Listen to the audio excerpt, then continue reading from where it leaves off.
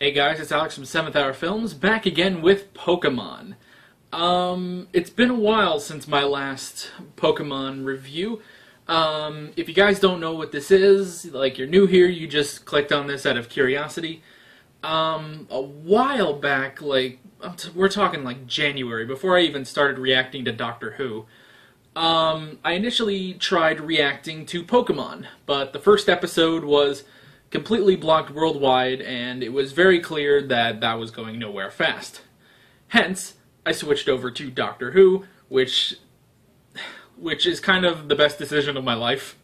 That's probably an exaggeration, but I was sort of glad that I switched over to Doctor Who because that's been a lot of fun. But I was not going to completely abandon Pokémon. Basically, what I've been doing is I've been watching 10 episodes of Pokémon, and after each episode I've been just filming my review of it. It's very quick, generally lasts between maybe 3 to 8 minutes per episode, and generally they don't all go to like 8 or 10 minutes or however long these end up going. But yeah, that's basically what I do. I started on season 14 of Pokémon because pretty much when I was a kid, I watched Pokemon, you know, Saturday morning growing up when I was a youngster, and I watched all the way through the Sinnoh stuff. However, I don't exactly remember some of the later stuff, and honestly, I don't remember a lot of Pokemon from when I was growing up. I mostly remembered Yu-Gi-Oh! From Saturday morning, but that's another story. Yeah, so basically what I thought we could do, what I thought would make this interesting is if I started from season 14, which begins the Black and White era. And I've been going through, because I never watched the Black and White era, I've been going through and I've been giving my review. So that's just a basic recap of these videos. So I've done 2 videos already, 2 binge reviews as I call them. Even though I'm not binge watching these, I'm watching them, you know, day after day, but when you put them all together, I don't know, I like to call it a binge review. So yeah, I guess if you haven't seen the other 2 videos, you can check up here, and I guess you can watch along with me. So, you can watch along with me, watch an episode, stop, come back to the video, you can listen to my thoughts on it and stuff like that, and go and watch the next video if you want. But, yeah. So, before we get into the next episode, episode 21, which is what we're on, I do have a confession to make. I technically already watched this episode. This episode I watched, it must have been like April or May when I watched this episode. And I never got around to basically watching more Pokemon. And for the longest time I just didn't do it. And eventually, oh sorry, stuff in my throat. Should take a drink. Alright. Eventually I forgot what this episode even was. But now actually looking at the title, now I do remember. Okay, so I forgot about it and I didn't keep watching Pokemon like I should have, like I was supposed to do. And eventually the footage from that episode was lost. I went through, a couple weeks ago I went through a whole big thing where I lost like a lot of my, basically what I call clips and pics. It's basically all my raw footage. I lost a good number of I pretty much just lost a lot of raw footage, like raw reaction footage and review footage. Nothing too major, and I was able to get some of it back that I really needed. I don't remember, it might have been, there was an episode of Stranger Things. It was either Season 1, Episode 8, or Season 2, Episode 1. I don't remember which, but right after I recorded that, that's when I lost all my raw footage, including that. So then I went in and I figured out how to, I got some help and I got all the footage, well, not all the footage back, but I got the important Stranger Things footage. But I ended up losing my Pokemon footage, which was just 1 episode. So luckily we don't have to worry. Nothing else was really important, and yeah, I pretty much didn't lose anything too important, with the only slight exception being this episode of Pokemon, Season 14, Episode 21. So this explanation has been going on so long, but yeah, just a quick, well, not quick, but an explanation as to why, a quick explanation just to tell you, I've seen this episode, I recorded the footage, I lost the footage, so now I'm going to watch the episode again to refresh my memory, and then I'm going to give you a full review here, a new recording of the review. So with this long-winded explanation out of the way, let's get right into these 10 episodes of Pokemon. Here we go.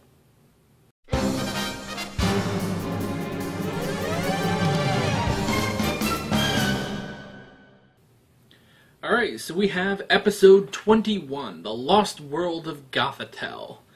Alright, so in this episode, we're just about to head into Castelia City, Ash and the gang, but first they must cross the Sky Arrow Bridge, and they look around and they actually see that there used to be a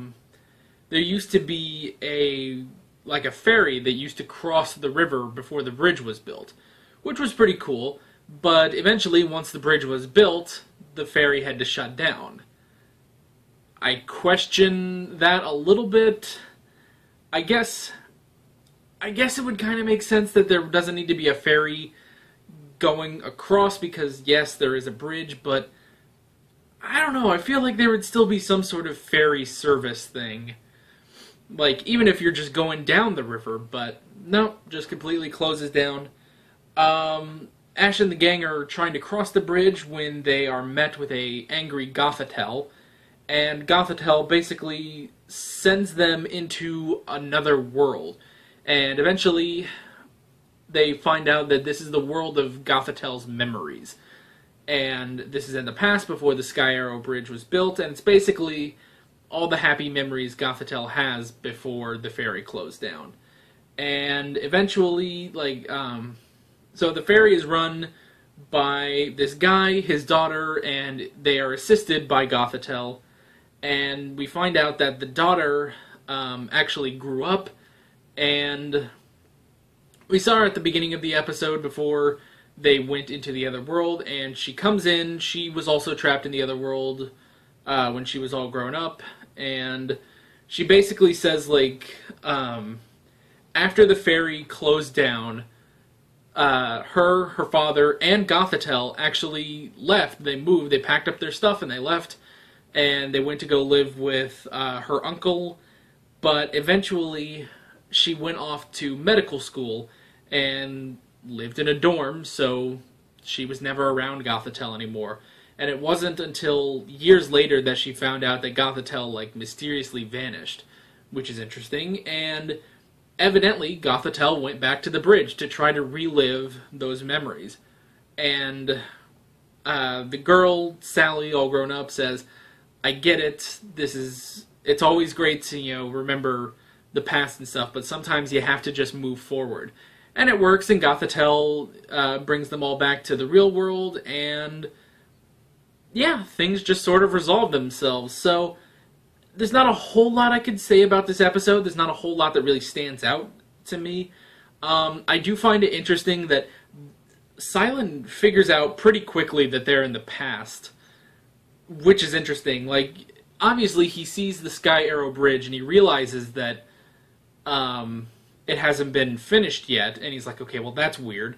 But then it pretty quickly starts to figure out that they were sent back in time, or they were sent to another world. And he says, well, that's why when a Pokemon earlier tried to use defog, it didn't work, because all this fog is made by Gothitelle.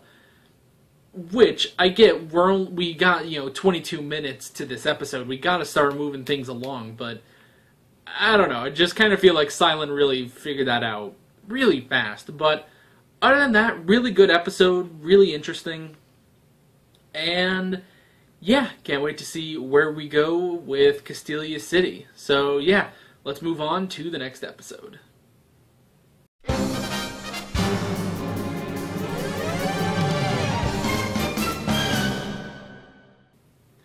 Okay, so we have episode 22, a Venipede Stampede. That's right? A Venipede Stampede. Alright, there we go. So, in this episode, Ash and the gang arrive in Castelia City, and they meet up with Berg again, and he says that there's something strange going on with the bug-type Pokemon. And it leads them into the sewer system of Castelia, which leads all the way out past the city limits to the river. And apparently, Venipede have been coming into the sewer system, and eventually they start running amok in Castelia City.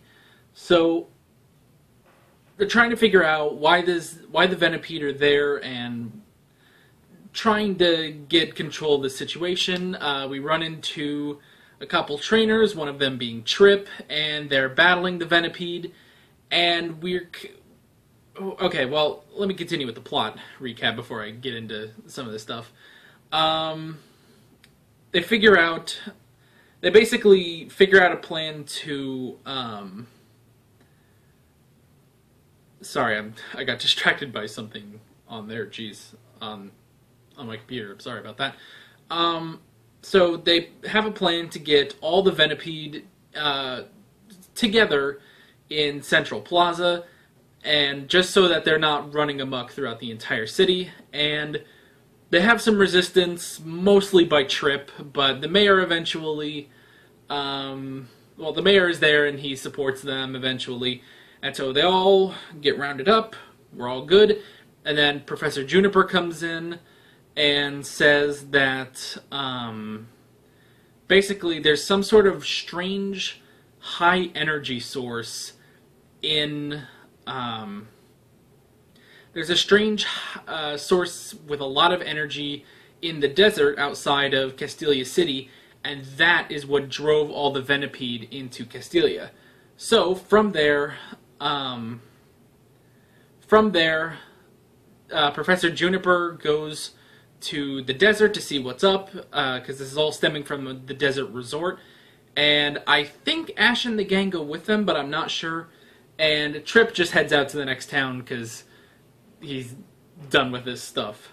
So that's the basic plot of this episode. Oh, and at the beginning of this episode, Team Rocket, we had a quick scene of Team Rocket finding a meteorite. So who knows, maybe it's all connected. So yeah.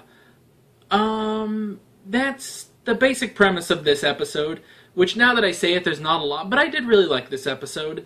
I will say, Trip as a character is kind of getting on my nerves. I feel like he's a jerk just to be a jerk. There's a lot of points where he's just a jerk. That's literally just it. He's a jerk to Ash for no adequately explained reason. He keeps saying, like, you know, well, this is Unova. It's different from the Kanto boonies. It's like, first off, he's disrespecting all of Kanto, not just Ash. So, yeah. And especially when it makes no sense. Like, okay, at first when they're like, Trip, why are you attacking the Venipede? He's like, because they're attacking us. We have to fight back. And that makes sense. I understand that. But then when the gang is like, okay, we have this plan, we're going to get all the Venipede into Central Plaza so that we can control them, and control them all in one area, and then we're going to keep them there while we figure this out.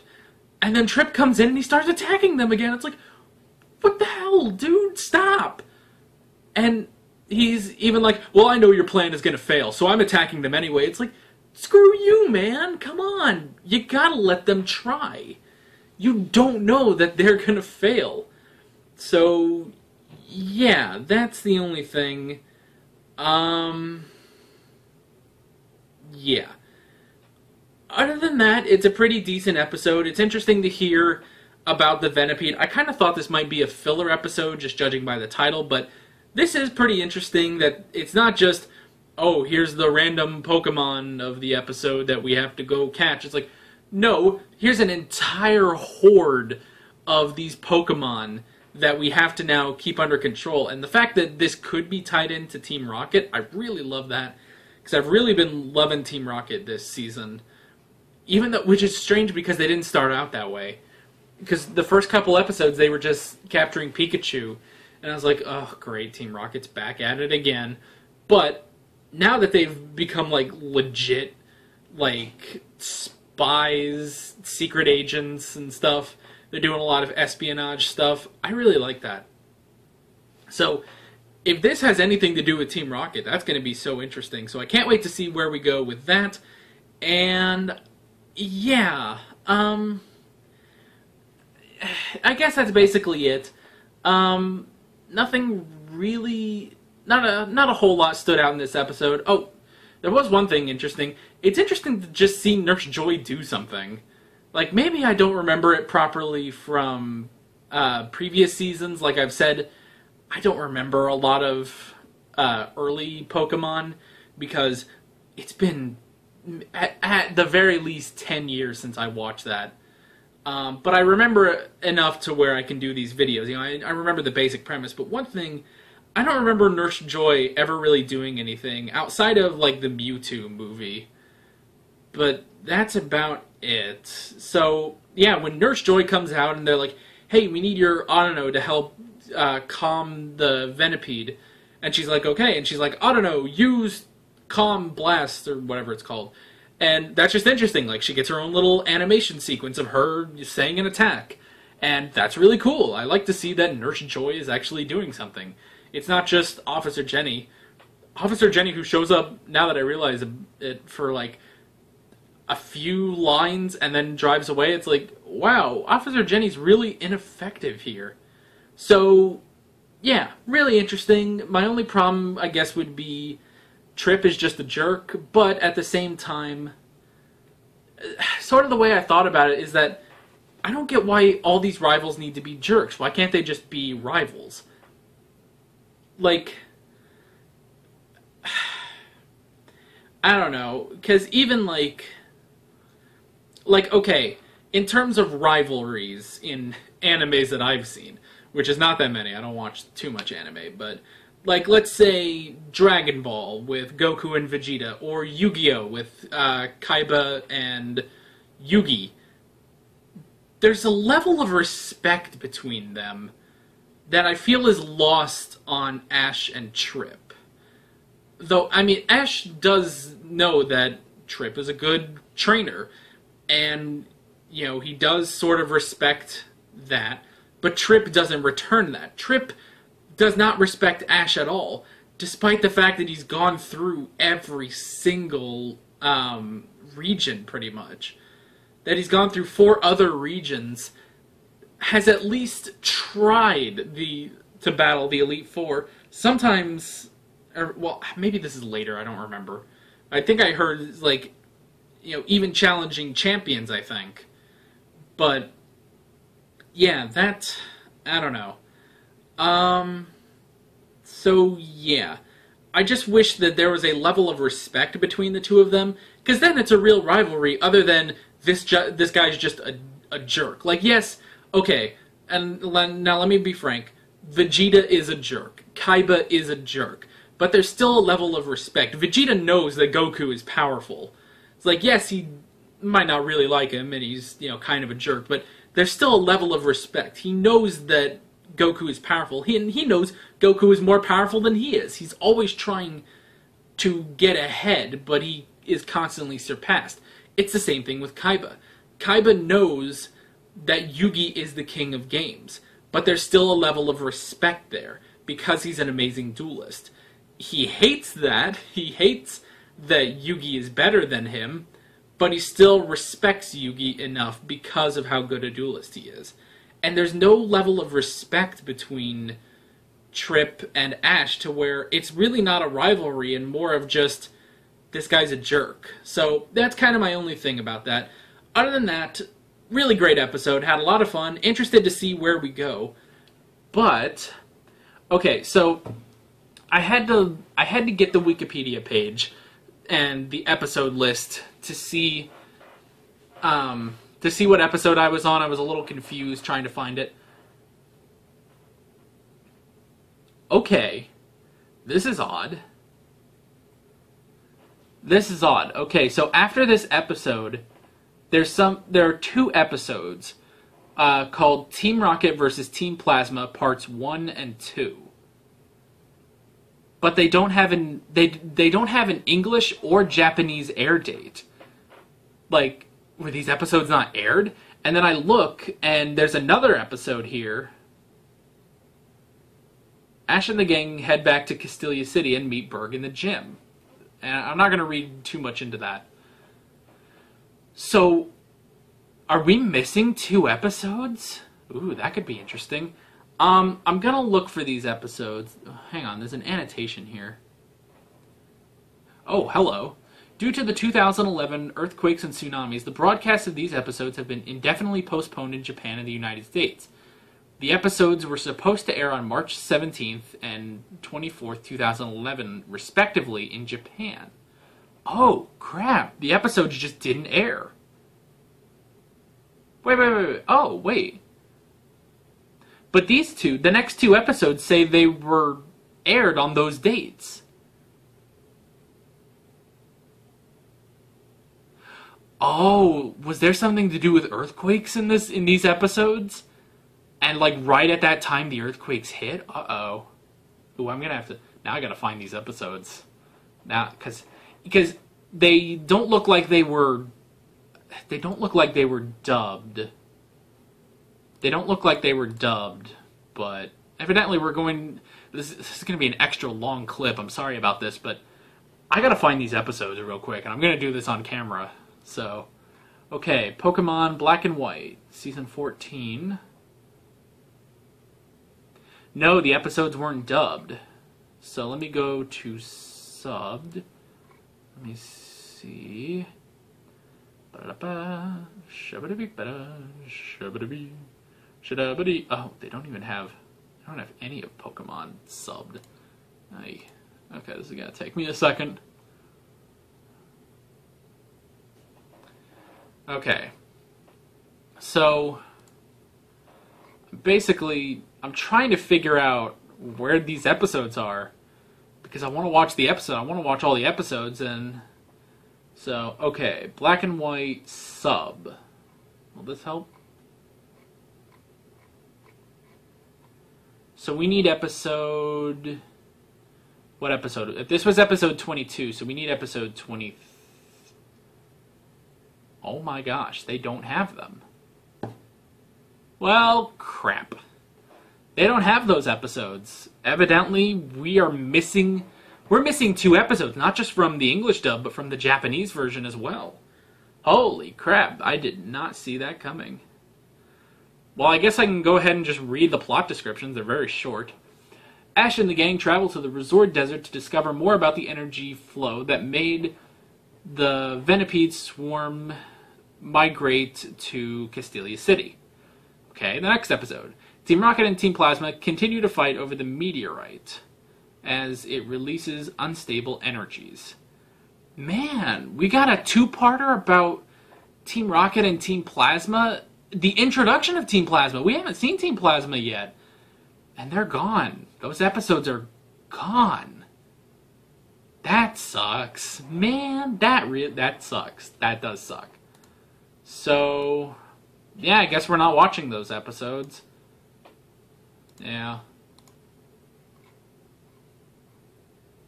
That sucks, man. That really does suck, but nothing I can do about that.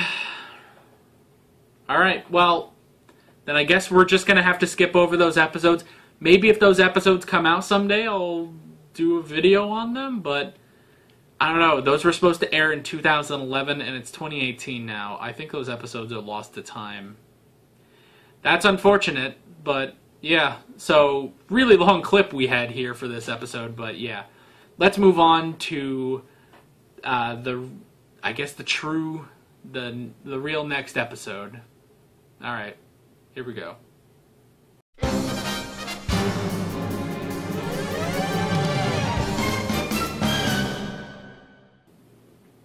Alright, so before we start this episode, I did some research on Team Rocket versus Team Plasma.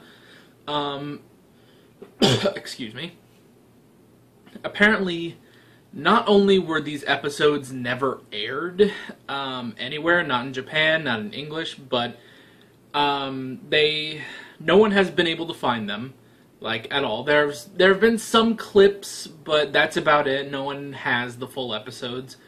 And apparently, these episodes were stricken from the continuity, so what's the point of even watching them now? So, it's kind of sad because, you know, Team Rocket versus Team Plasma, that sounds awesome, but, oh well. We're not going to be able to watch it, and I might bring this up a little bit later, but we'll see. Oh, excuse me. Oh, sorry. Just had lunch. So I'm a little... Anyway.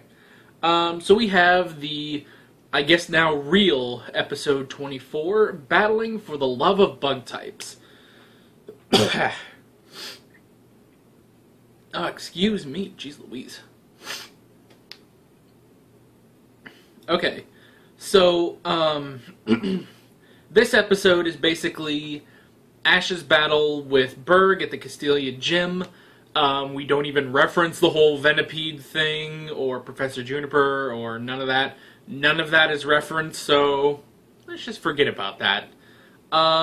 So Ash and the gang make it to the Castelia Gym, and yeah, we challenge Berg just straight off the bat. And it's interesting. It's definitely interesting.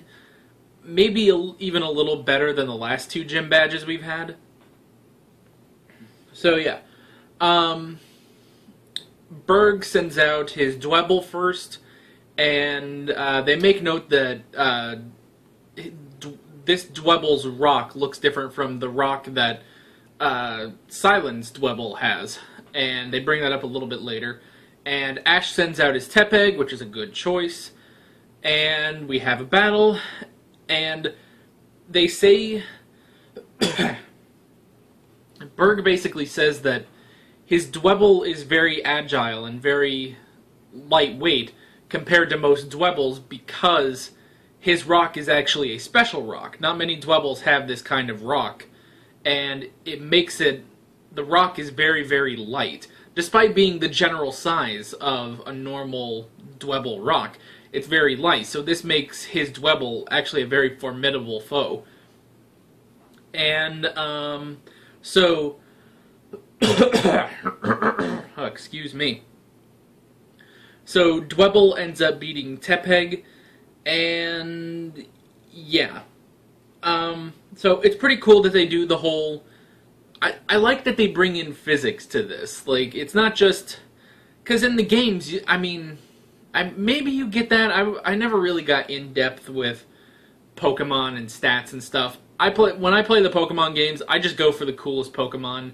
And I go and I just play until I beat the game, pretty much. That's how I play Pokemon. I'm not a very, like, hardcore Pokemon guy. So, yeah, I'm not really into stats, so I really don't know if they do that in the games. I don't think... I mean, obviously there are different stats. You could probably find a more agile Dwebble or something, but... the fact that this... like, they specifically bring that up, and they bring up the physics of it. Oh god, I gotta sneeze. Come on.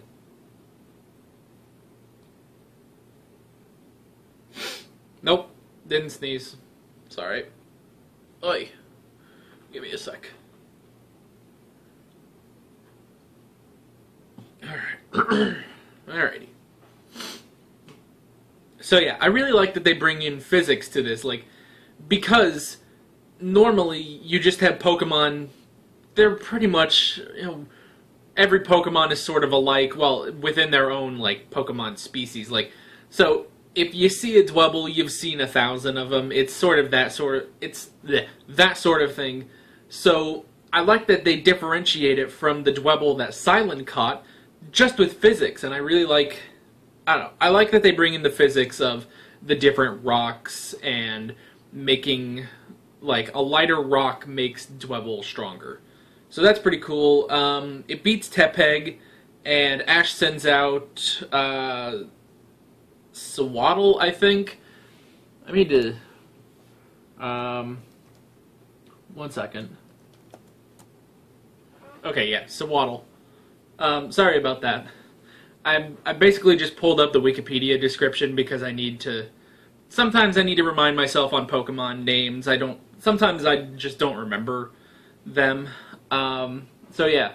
So, sends out Sawaddle, and Sawaddle ends up beating Dwebble.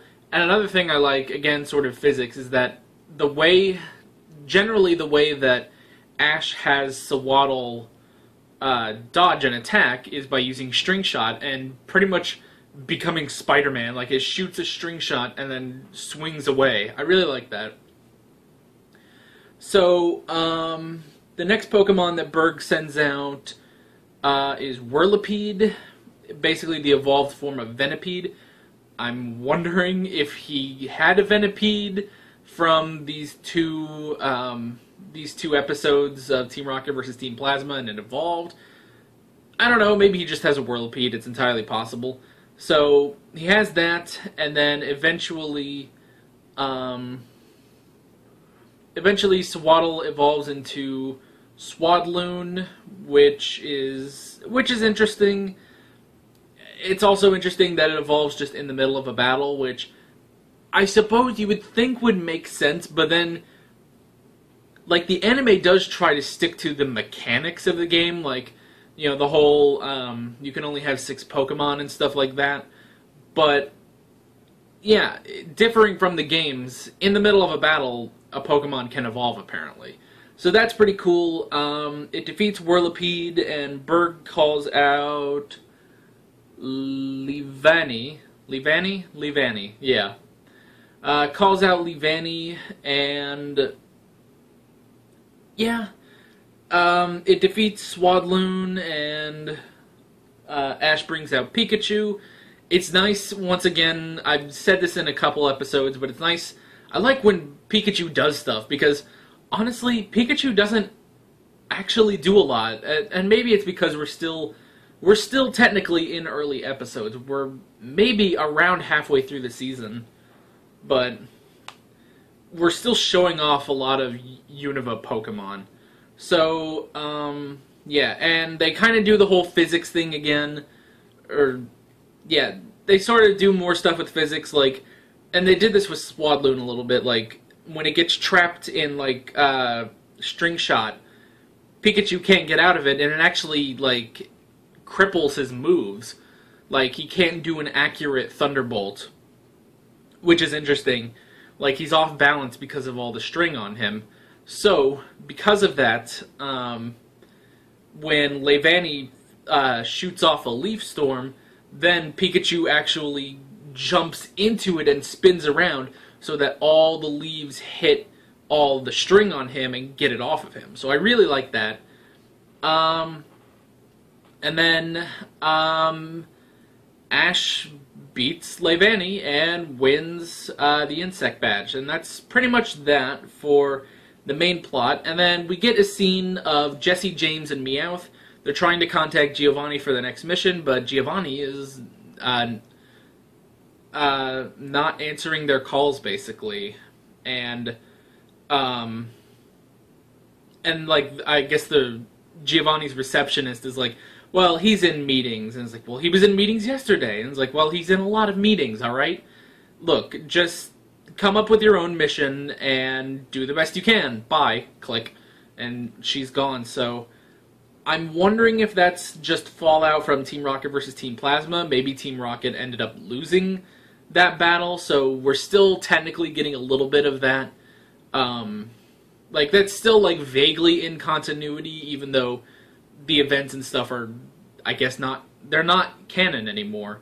So, yeah, so something obviously happened to Giovanni, and Jesse, James, and Meowth, they actually get their old white uniforms back, which, okay, I kind of like their black uniforms, but whatever, they get their they get their classic looks, and then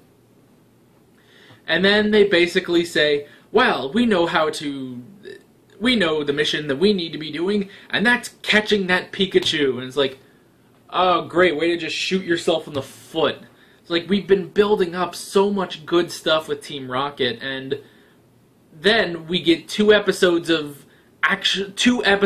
Team Rocket stricken from the canon, and now Team Rocket's back to their old crap again. Ugh. So hopefully they do something better. It'd actually be funny if they joined Team Plasma, because okay, while I was researching those non-canon episodes, they said that Team Plasma will eventually come into the anime, but they're going to be their Black and White 2 versions. So, yeah, they're not going to be the original Team Plasma, but they're going to be the Black and White 2 Team Plasma. So, you know what? It would be interesting if Jesse, James, and Meowth actually joined Team Plasma. Like, they freaking, they disowned Team Rocket and went and joined Team Plasma. That'd be interesting. Like, even if it was just for a season or a few episodes, it would be interesting. Or even if, like, maybe they're going to be sent undercover into Team Plasma. That'd be nice. But yeah, the whole catching Pikachu thing, just shooting itself in the foot. The only good thing about the Team Rocket scene was there was just a random Yamask, and Jesse was going to battle it in order to capture it, but James was like, well, wait, I think it's hungry. Gives it food. Well, how was that? And the Yamask is happy because it got food. And it's like, cool. Want to be on our team? And it's like, sure. And he just holds out the Pokeball and it gets in of its own accord. So that was actually kind of cool. I like that. They just captured a Yamask, and James was smart enough to just do that by feeding it, get on its good side. So yeah, that was pretty nice. Other than that, this was I'd say a pretty standard episode. Interesting battle with Berg. But yeah, that is pretty much that. I've been talking a long time, so let's get going to the next episode. Here we go.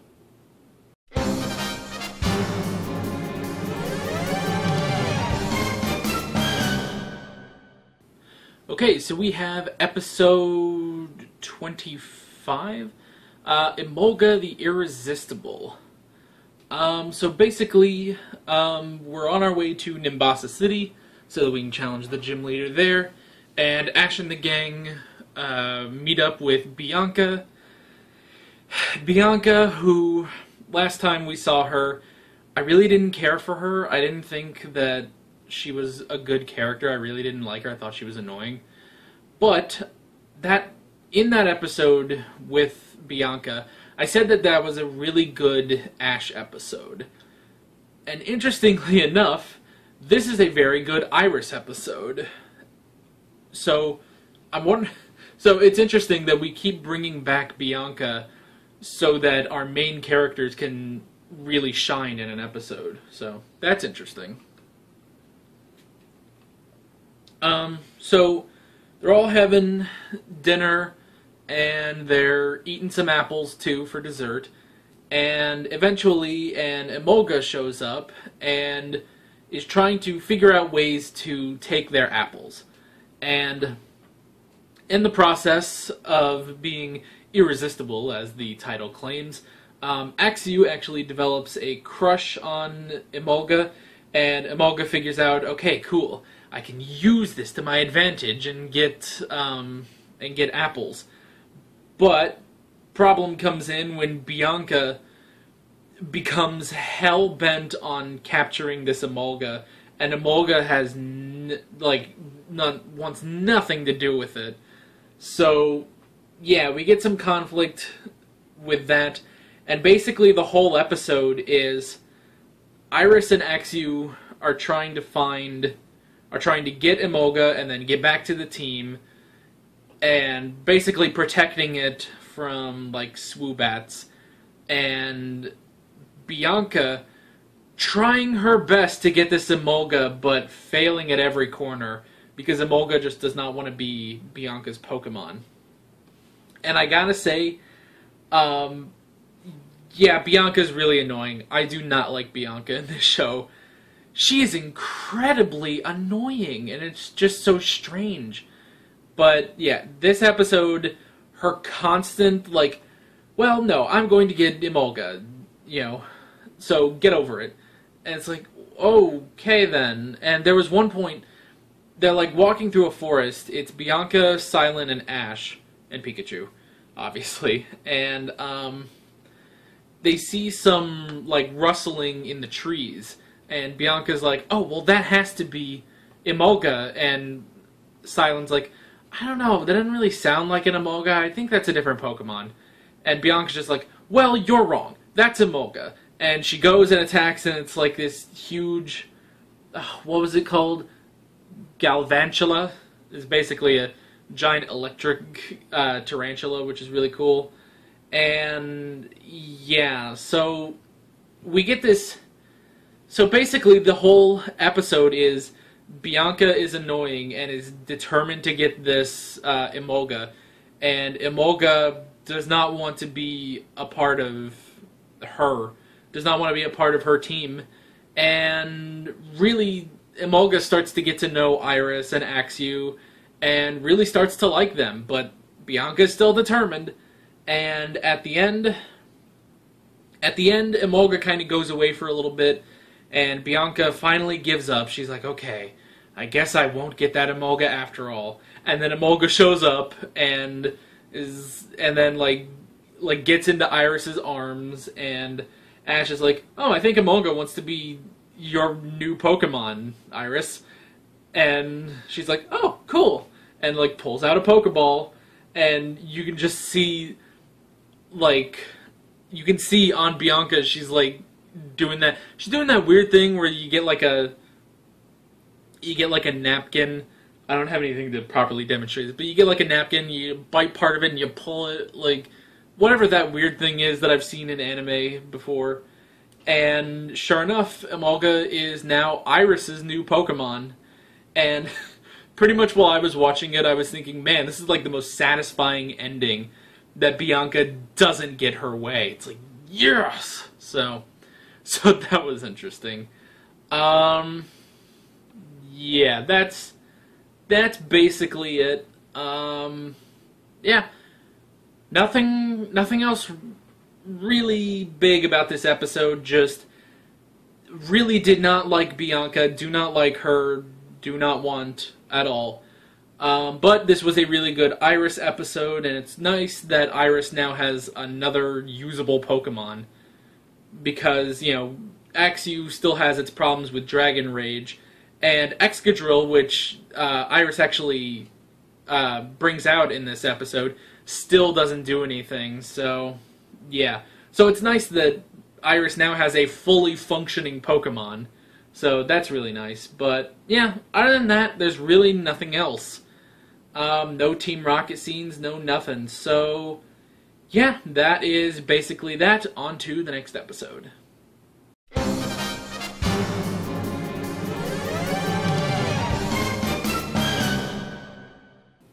Okay, so we have episode 25, the real episode 25. I think last time I said that the last episode was episode 25, but I was wrong. I just got the numbers wrong, but this is the real episode 25, Emolga and the new Volt Switch. Evidently, this whole Emolga thing is a two-parter, so yeah. So Bianca is still around. First and foremost, let's just talk about that real quick. She's not that bad in this episode because she's really not given a lot of screen time, and the focus really isn't on her. Granted, the last episode was really not focused on her, it was focused on Iris and Emolga, but she still got a lot more, she got a lot more focus than even like Ash and Silent. This time she's more downgraded a bit, which is good because I really didn't care for the character. But basically, in this episode, Iris is basically beginning to train Emolga, but Emolga doesn't really like fighting and keeps using a different kind of Volt Switch. Volt Switch is basically the move where you fire this, like, I think you fire an electric attack, and then the current Pokemon on the field switches with another Pokemon in your Pokeballs, and it goes back into your Pokeballs. However, Emolga's is different. Excuse me. Sorry. Again, after lunch, so still stuff going on, I guess. Anyway. But Emolga's Volt Switch is a bit different because it drags out a different Pokemon to take her place, but she doesn't go back into her Pokeball. So that's interesting. And she keeps doing this despite... sorry, I shook the camera. She keeps doing this despite Iris telling her not to. And eventually, they all kind of sit down and they eat lunch, and the Pokemon are all eating apples. I don't know why they don't have Pokemon food, but whatever. Also, it just occurred to me, where do they get the table and chairs and, like, Silen's, like, cooking stuff every time they sit down? Like, every single time they have, like, the same table and chairs and stuff. It's like, those aren't just there. They don't just keep finding, you know, a table and chairs. Like at a park or something, they're not at a park or anything. They're just in the middle of the woods. And then after lunch, it's just all gone. It's like, do they have, like, Capsule Corp technology? Like, Silent just keeps, like, hitting a capsule, throwing it, and boom, there's an instant table and stuff for him to cook on? I don't know. Anywho. So all the Pokemon are eating apples instead of Pokemon food for some reason. But whatever. And basically, Emolga goes over to Scraggy, Oshawott, Tepeg. Ooh, and there's a fourth one. I don't remember what it... I don't remember. I guess I can just look at that real quick. Shibba-da-bee.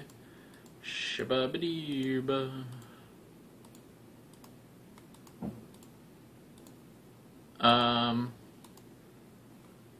Oh, and, Swadloon? Yeah, Swadloon, that's the name of it. Slowly but surely, I'm getting all these Pokemon names. So, Emolga uses Attract on the four of them, and basically just steals their apples and eats them. So they're left starving, and a fight breaks out. A fight breaks out, which Pikachu gets in the middle of. And it's like, they're all, like, pushing Pikachu around because they're all mad and they're attacking Pikachu. And then, like, everyone comes over, and then Pikachu just lets out this huge thunderbolt, and just, like, everyone is, like, knocked out. And it's like, yeah, Pikachu's here laying down the law. It's like freaking Daenerys Targaryen up in here. I just referenced Game of Thrones and Pokemon. I never thought my life would come to this. But, sorry. At the time of recording this, I just uploaded my reaction to episode 4 of Game of Thrones, so that's why I said that. Anywho. So, yeah. They end up figuring out that it was actually Emolga that took the apples, because Snivy was not caught in any of that, and Snivy just, like, points out straight up, like, yo, Emolga did it. Snivy in this episode is really, really cool, actually. It's like constantly, like, when he shows, like, when Snivy shows up, like shit gets real. It's crazy. Oh, excuse me, I'm now burping and stuff. Jeez. So yeah.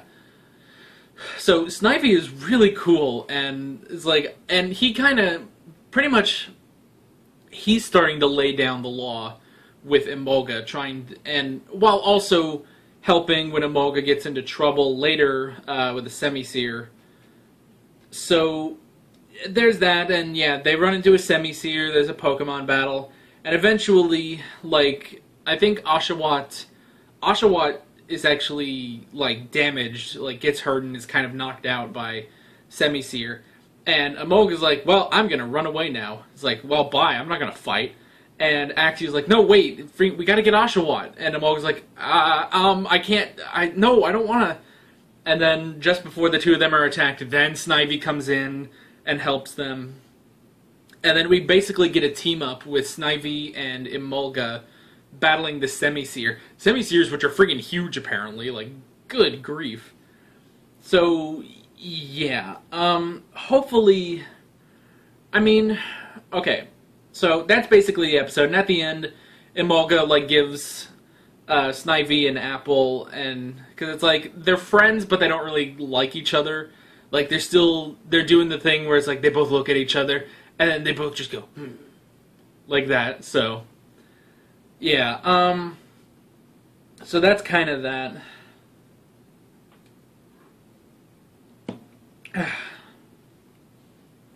So that's kind of that, and, yeah, that's basically the episode.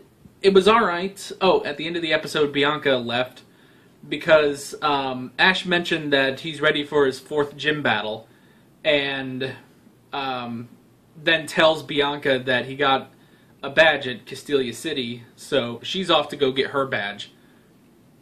So she's out of the picture for a while, which, hey, that's awesome. So, yeah, that's basically it. It's an alright episode.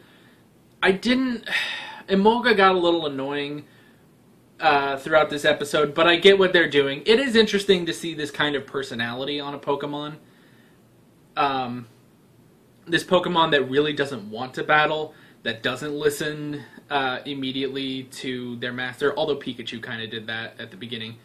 Pikachu was alright with battling, but Pikachu, at the very beginning in Kanto, just was not listening to Ash and stuff like that. So, it's kind of the same, but I don't know. There's a very scheming side to Emolga, like with stealing the apples from the Pokemon. It's like, that's, I don't know. It's interesting, but I like that. Now I feel like this was basically the episode to where, yes, Emolga will probably still be like this because it's obviously her personality, but we're going to probably, progress Emolga's character into being pretty much just a normal, loyal Pokemon. So, yeah, it was interesting. Can't wait to see where we go from there. So, yeah, let's get to the next episode.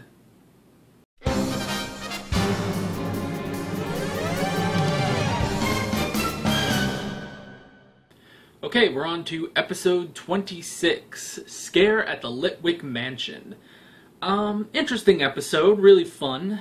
So, Ash and the gang are on their way to Nimbasa City when it starts pouring down rain, this huge thunderstorm, and they find their way to a mansion which seems to be abandoned, but is actually under the control of Team Rocket. And Team Rocket use the Litwicks that are there to scare away Ash and the gang and capture Pikachu. Again, we're back to the whole capture Pikachu thing, but whatever. So yeah, but eventually they figure out that the Litwicks aren't actually doing that. They're not listening, and in fact, the Litwicks are slowly draining the life energy out of Jessie, James, and Meowth in order to, well, just take their energy, and eventually the Litwicks want to send everyone in the mansion to the ghost world, which is pretty cool. So we end up having sort of an alliance of convenience where Ash and the gang teams up with Team Rocket to take down the Litwicks so they can all get the crap out of there. And, yeah, that's basically the episode. So, really interesting. Again, I really don't like the whole Team Rocket still trying to capture Pikachu. I've said that, 1,000 times in these videos, but I wish they would do something new. And unfortunately, because we missed the 2 Team Rocket-filled episodes, we're probably not going to get that for a while, but oh well, maybe someday we'll get some more Team Rocket goodness. So, yeah. But it was interesting to see. I don't know, it was just interesting. It was fun, it was a nice haunted mansion. And, yeah, even though the fact that pretty much our main ghosts are these tiny candles, and eventually like their ringleader is like a lamp Pokemon, basically. I don't remember the name of it. It's not Chandelure. It's like, it's between in the evolutionary scale, it's like it's between Litwick and Chandelure. So I don't remember what it's called though. So yeah, so they were actually pretty good as our sort of ghosty, haunting villains, despite the fact that they're cute little candle things. But they were pretty interesting, and yeah, it was a great battle at the end, and it was really interesting just the fact that there's a ghost world in Pokemon. Like, that's just interesting. I didn't even know there was a ghost world in Pokemon. Like, I feel like, I don't know, it's like, the interesting thing about Pokemon is that there is a lore, but there's not a lore. It's like, there is a lore to all of Pokemon. Like, every great fiction has its own lore. Star Wars has a lore.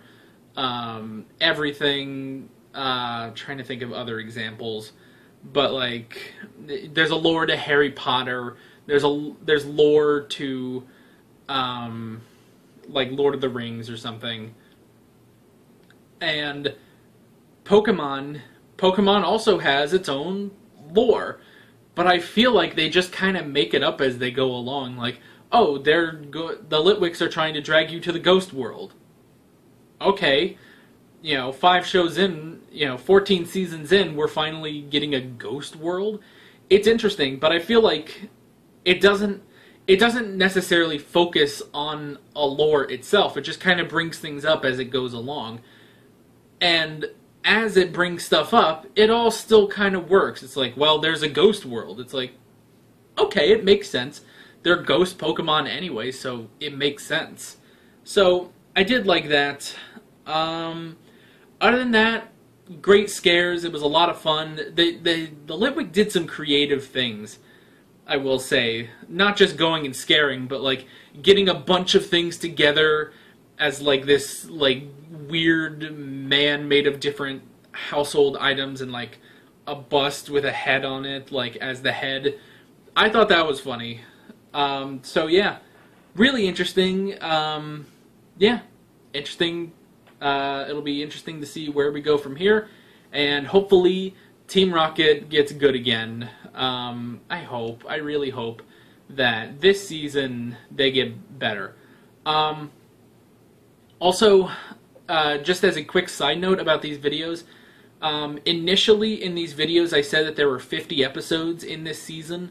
Well, I was actually wrong, because what I'm watching these on, it says it goes to episode 50, but that counts the 2 Team Rocket versus Team Plasma episodes, which I can't watch. They don't have them, but they just sort of skip those 2 numbers. So in all actuality, there's actually 48 episodes in this season. So the last episode is the last of these season 14 episodes is only going to have 8 episodes, but I think that's fine.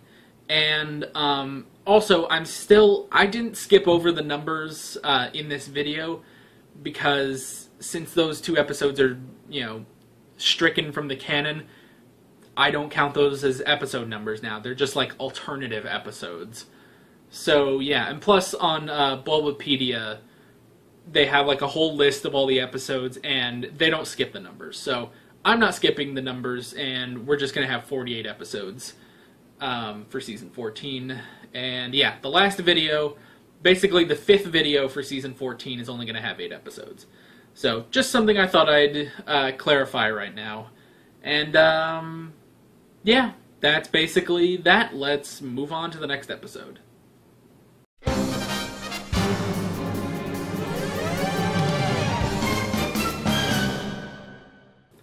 Okay, so we have episode 27, The Dragon Master's Path.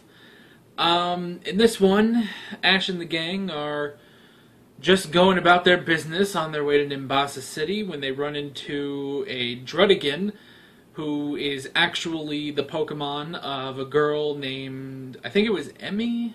Pretty sure, we'll just say Emmy. I think it's Emmy. Anyway, so they run into this girl who's trying to train this Druddigan, and Iris basically helps her out with all that. and she has a battle with Ash because she really has not had a Pokemon battle yet with Druddigon, and yeah, she actually ends up beating Ash's Tepeg. She only fights Ash's Tepeg, so, I mean, yeah. But she does end up beating Tepeg thanks to Iris's help, and she is getting inspired to go on her own Pokemon journey with Druddigon. And eventually, Team Rocket show up, kidnap Axew and Druddigon, and the four of them go and stop them, and yeah. The big takeaways from this, I think, is that Druddigon learned Draco Meteor, and we pretty much just have a new friend. I don't know if she'll ever come back. Maybe someday, but if she never came back, I wouldn't be too surprised.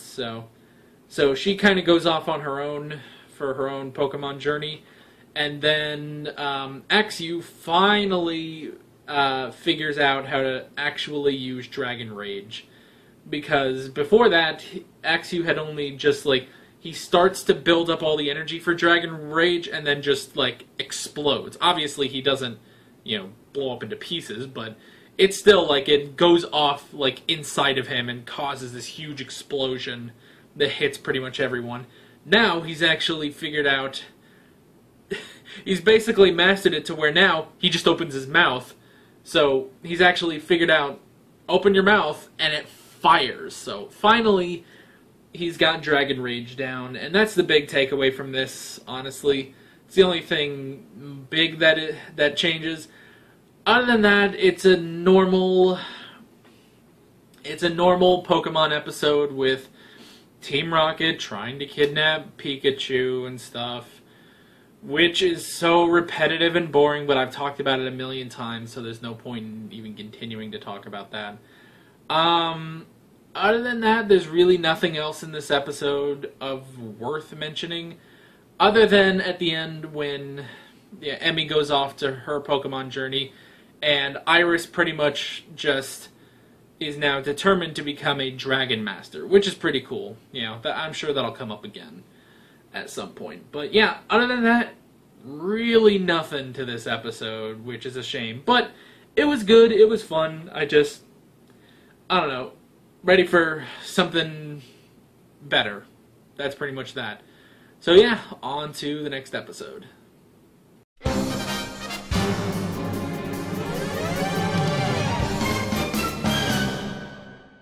Okay, so we're on to episode 28, Oshawott's Lost Scalchop.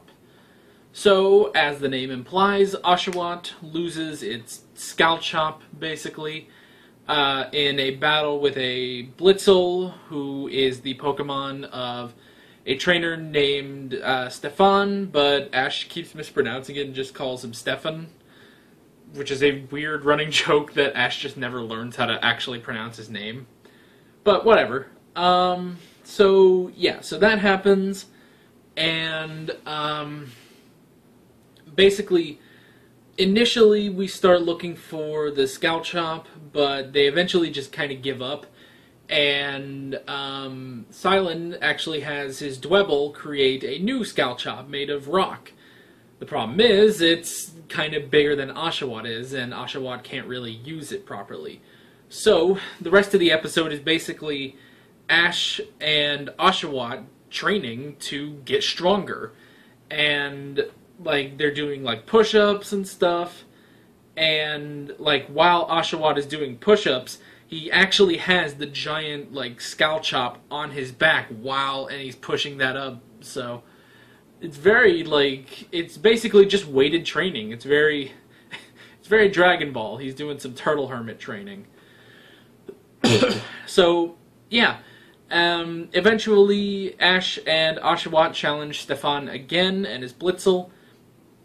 And when they meet up with him again, they see that Stefan has an electricity generator, basically, powered by, a bicycle. It's like a bicycle generator. And he uses it, he rides on it, to create enough energy to give to his Blitzel in order for his Blitzel to power up. It makes him stronger, it makes his attack stronger, and so now both Blitzel and Oshawott have powered up, and we have this big fight. Eventually, Oshawott's Scalchop, the one made by Dwebble, breaks, so Oshawott is just kind of left on his own. But they notice that not only has Oshawott's strength increased, but his speed has increased too.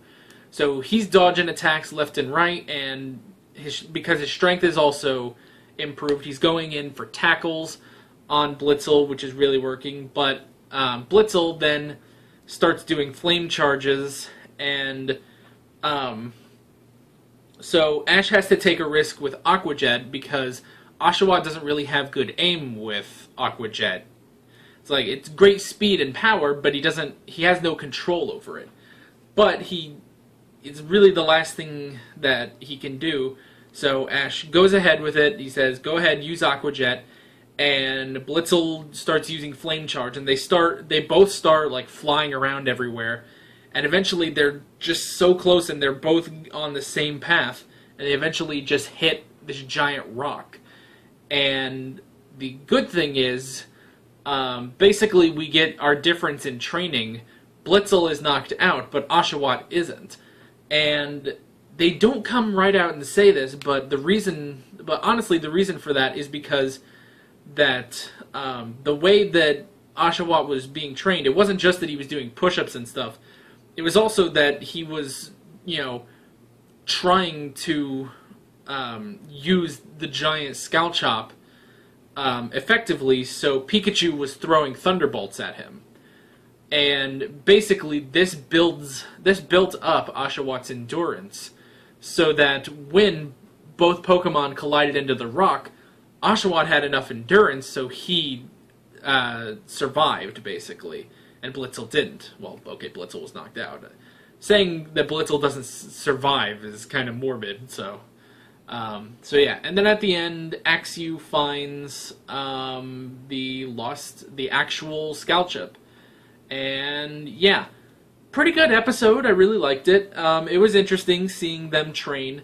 We haven't gotten much training since I think it was the last Battle Club, because that was after Ash lost to Lenora. So he went to the Battle Club to train and get better with his Pokemon. So that's kind of the last thing they really did where it was like actually training. So it's cool to see them do that again, and I like that they did that. And I talked about this a couple times in this video, but I like that they pretty much bring in the physics of this. Like, it's like, yes, here's how you make Oshawott better, is you train. You increase his strength, you increase his speed, you increase his stamina, you increase his endurance. You gotta do all that. You gotta actually train him. So I like that they did that. And yeah, wasn't really anything else to this episode, but it was nice and it was good and it was fun. So yeah, I really enjoyed that. Other than that, nothing else about this episode. No Team Rocket or anything like that. We just had Stefan. And at the end, Stefan does say, like, hey, this was really fun. Like, I'm gonna train up Blitzel to get stronger, and then once I do, I want to have a rematch. And, they're both good sports about it, and they're happy. And I was just sitting there thinking, like, man, this is like Trip done right. It's like, this is what the rival should be. Trip is just kind of a jerk. So, yeah. So, honestly, if they want to bring Stefan back, that would be great. I'd love for them to do that, but I don't know. He probably won't. If he does come back, it'll probably just be like once, and yeah. But, yeah, if they want to bring him back, that's great. But I'm not going to hold my breath, basically. So, yeah, pretty good episode, and I will see you guys at the next one.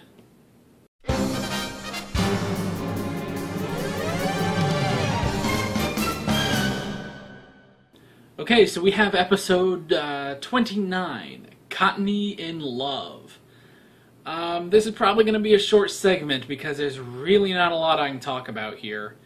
So Ash and the gang meet up with a Cottonee, who they find out, well, Silent basically explains that this is kind of like Cottonee mating season. He doesn't exactly say that, but it's Cottonee romance season, where there'll be like a horde of Cottonee, and they all pair off and go about their business. And they find a Cottonee, and it's trying to romance this other Cottonee, and it gets shot down. And the other Cottonee starts to attack it, and it pretty much loses because it doesn't know how to battle. And so Ash and the gang take it upon themselves to teach the Cottonee how to battle, and, you know, teaching all this stuff, how to aim properly, how to dodge, and, yeah, and then at the end, well, towards the end, I guess the climax of this episode is that, Team Rocket shows up to kidnap all the Cottonee. Not the Pikachu, but the Cottonee. So that's at least nice that they're changing things up. And, yeah, they try to steal all the Cottonee. It doesn't work. They end up leaving. And the Cottonee we were following and training in the group does eventually romance the Cottonee it wanted. And that's it. That's the end of the episode. Not a whole lot else to say. I guess just a couple things of note. Again, it's a little interesting to see, like, this sort of training that we're doing. You know, first we had Oshawott, and now we're teaching Cottonee how to battle. And the fact that, you know, a couple episodes back, we had Iris teaching the one girl with the Druddigon? I think that's how you say it. I'm pretty sure. I don't remember. God, and I watched that yesterday, so it's weird. But yeah, I think it was Druddigon. Yeah, so teaching her how to actually battle and call out attacks and stuff. So that's kind of the theme we've been getting for a couple days, but yeah, it was kind of interesting. Ash doesn't know anything about romance or love or anything like that. I thought that was kind of funny that he just wouldn't know about that. And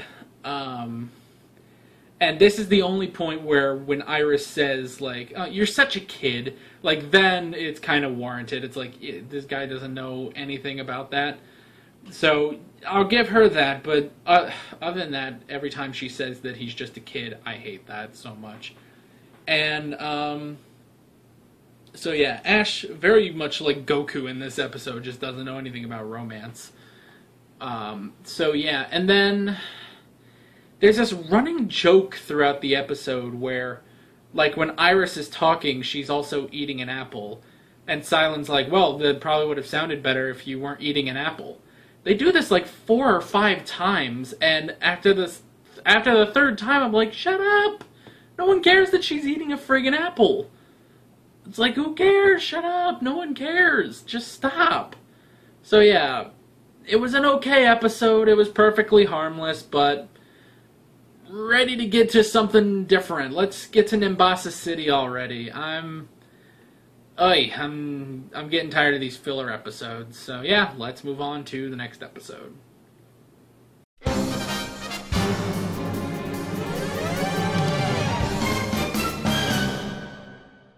Okay, so we have episode 30, a UFO for Elgyem. Interesting episode. So, the gang are sleeping at night and they see a UFO in the sky. And they see it goes off towards the mountains. And when they find a diner, they realize they're in Area 28. And, yeah. And they find out that there's a UFO researcher just beyond the mountains. And Silent goes into his whole science connoisseur thing that he did in the Nakarine City gym. Excuse my demeanor. I'm a little tired. It's been a long day, and it can be a little tiring watching Pokemon, but it's all right. I'm cool. We're all good here. So yeah, we get the whole science connoisseur thing again. Silence trying to do that because I don't know why. They just randomly he's a scientist. So yeah. So yeah, we end up finding the researcher who has an Elgyem, which is kind of this possibly alien Pokemon, basically. And Professor Icarus is trying to build a UFO so that someday he can return Elgyem to outer space. And because it's possible that that's where Elgyem belongs, but it's not 100% positive. So yeah, there's that. And then Team Rocket shows up, try to steal the Elgyem. They get defeated, and that's kind of the end of the episode. Except Elgyem decides that it wants to stay with Professor Icarus. So yeah, that's the entire episode, basically. Kind of interesting. I like the whole science angle of it, actually. And I like the whole space stuff. We don't really get a lot of the alien Pokemon in this stuff. The most I think we've gotten is like Deoxys Deoxys, whatever, in the Destiny Deoxys movie, and Rayquaza. So yeah, interesting with the whole space stuff, and I do kind of like. I like the science that this guy is doing, and I like the character. I like Professor Icarus. Professor Icarus is that's a fun thing to say. But yeah, other than that, it's a by the numbers. There's an interesting Pokemon, and then Team Rocket comes in to try to steal it, and they get defeated. Yeah, hopefully we get into some more interesting episodes, but I will say for all the, I guess, filler episodes we've been having, this one was probably the best one we've had. Of all the, well, here's this strange Pokemon for this episode, and Team Rocket tries to steal it. This one was pretty good, and I really did like it. But, yeah, really not a whole lot to say, so yeah, that's pretty much it. And that means that's it for this video, because that's episode 30. I'm not really sure when the next video is going to go out, but I'm going to try to get these out a bit more regularly and not take such huge gaps. Probably, I'm guessing, in a couple weeks I'll have the next video out. So, yeah, that's pretty much it. With all of this being said, I'm Alex from 7th Hour Films, and I will see you guys next time. Take care. Alright guys, thanks for watching this really long video. If you want to check out my other Pokemon reviews, I've got the full playlist right down here. I've also got some other videos that you can check out to the side here, and I've also got the subscribe button in case you haven't done that already. You can also follow me on social media, links below in the description. See you later.